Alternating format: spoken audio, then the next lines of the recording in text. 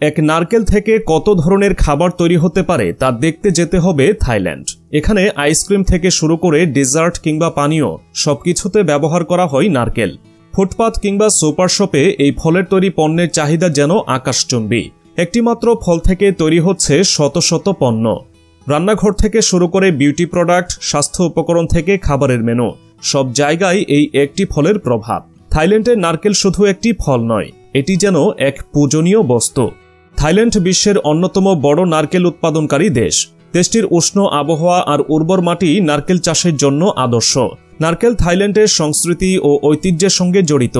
যুগ যুগ ধরে এটি শুধু খাবারের অংশ নয়, বরং জীবনধারার অপরিহার্য উপাদান। তবে গত কয়েক দশকে থাইল্যান্ড এই সাধারণ ফলটিকে এক জটিল ও লাভজনক শিল্পে রূপান্তর করেছে। থাইল্যান্ডের নারকেল কারখানাগুলো যেন জীবন্ত বিরামহীন কর্মযজ্ঞ।